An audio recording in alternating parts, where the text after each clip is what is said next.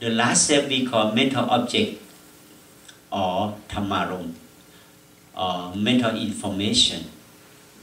Mental information, you observe it. When we start to think like this, and that they must have the emotion, positive emotion, negative emotion, let's create the thought, create happy or unhappy of the thinking. So when you bring such a mental object to be meditation object, that's really important. But that is really subtle, really hard to observe it. So we need to develop it step by step like it every day until your experience more enough. Your mind will be calm, cool, and clean easily. So this technique teaches us how to purify our mind, because our mind, like other parts of body, like your hand, when you work with your hand also become dirty, taint. So when your mind dirty, you know how to clean it, how to wash it, you know it. But when you use your mind, think a lot of things in daily life, both positive thinking and negative thinking, such a thinking contaminate your mind. You need to purify it, you need to wash it. But if you don't know how to wash it, how to purify it, how can you cast off the dirty mind? How can we cast off the negative mind? You cannot do that because you don't know the technique. So for beginner, need very necessary to develop the experience of the practice for increase your experience of observation. So while you practice, you need to observe your body. Now you start drowsy, start to asleep.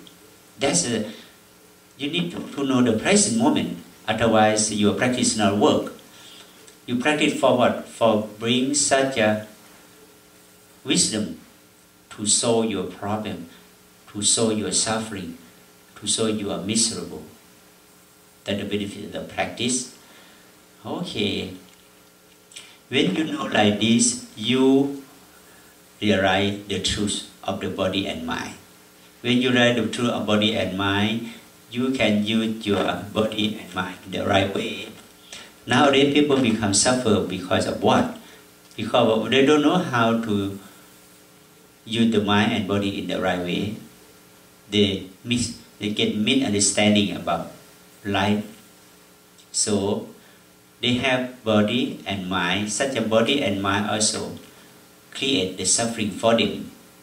Like you don't know how to use the car, how to drive the car. Such a car, if you don't really best car, maybe such a car can kill you because you don't know how to use. Maybe you drive it and get the accident. Such a car also can kill you by accident. The life also, if you don't know the truth of the life, your life also can be poison, can be criminal for your life.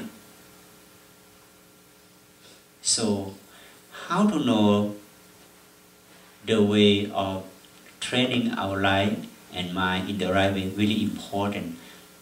In Western world, in Eastern world, or Eastern culture, we emphasize about mental culture.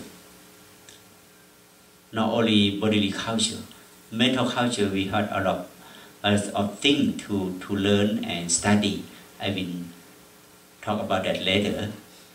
But now when you practice like this, bodily observation, you need to keep in your mind how to eradicate such a hindrance or problem from your practice. But while you're sitting like this, when you observe your bodily feeling, you know what happened. You feel hurt, you feel pain in your leg, feel tired, your body, you observe it. And observe as a body and mind, as a nama and rupa, not as a I am, not as a I am myself. If you observe such a feeling as a yourself, such an observation can be negative thinking. Such a unhappy feeling also can create the unskillful mind. But you observe such a feeling as a feeling, observe such a feeling as a body and mind, such a observation also can create a skillful mind. Such a skillful mind can create a happy. You see, when you observe the right practice or right understanding about this technique, they can give you a lot of benefits. Yeah. How can we continue our observation for long periods? Need to repeat our practice again. Keep repetition of the practice again and again until you can realize the truth of the practice by yourself. Nobody can help you except yourself. But for beginning, we need to know like this and try to practice and apply such a body movement, mental movement, feeling movement, or mind object movement to be meditation object. If you cannot get right understanding about it, you come to meet the monk or with some people who have more experience about the technique and ask them the question for clear your doubt, clear your skeptical doubt. Yes, really common thing. Everybody have the skeptical doubt. If everything is new for them, if try to guide them to follow such a practice, they feel doubt or skeptical doubt. Really common thing. But our way to solve such a problem, go to meet someone who have more experience about this and ask them. When I practice, why I feel like it, why I feel like that? You ask them. So we need to exchange each other our concept and idea about meditation, because this is the new thing for you. You need to get more information about that.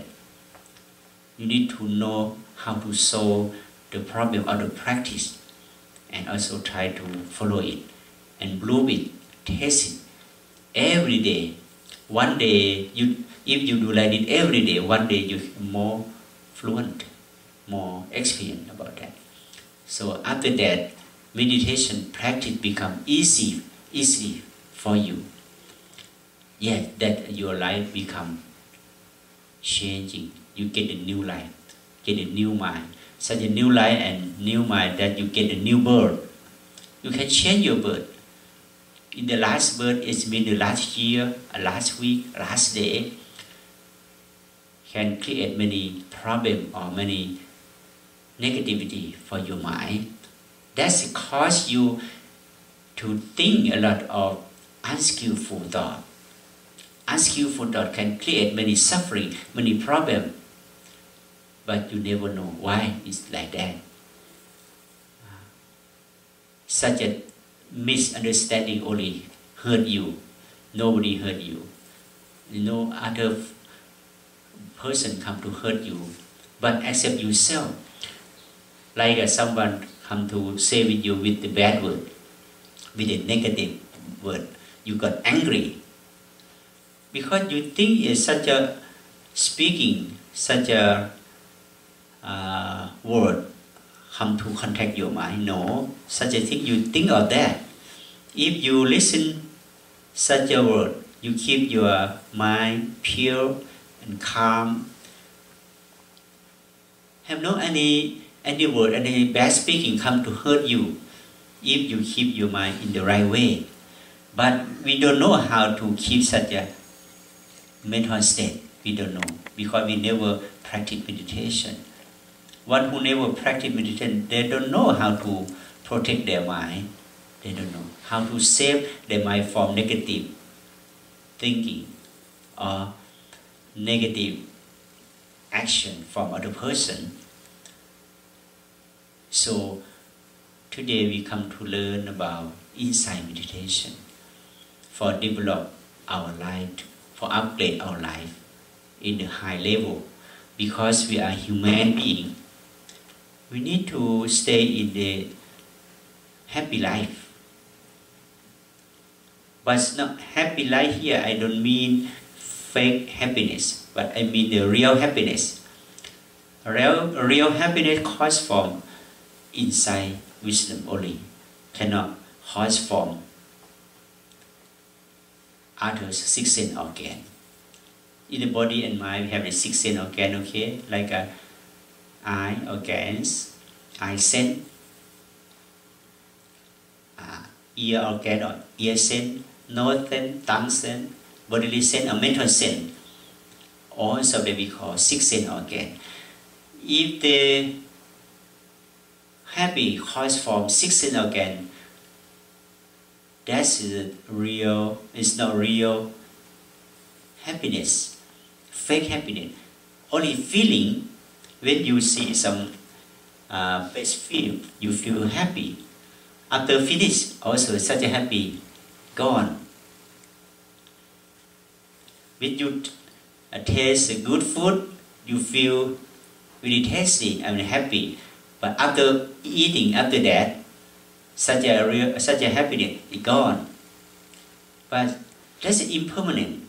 It's not permanent. Such a fake happiness is impermanent. But the Buddha, he teaches about real happiness or supreme happiness by practice meditation. So how can maintain our real happiness for long period, a long life? You need to learn about insight meditation only. Except insight meditation, we cannot get real happiness. Because everything, if still be matter, a material thing, they will change and change and change, not permanent. So today I will be happy to see all of you come to enjoy with meditation practice. I hope that my talking will give you right understanding about movement meditation. But in the next step, maybe I will give you the chance to ask me about question. But it's not this morning. And thank all of you to enjoy with our listening. And in the next day, we will talk about other step of the practice. Okay?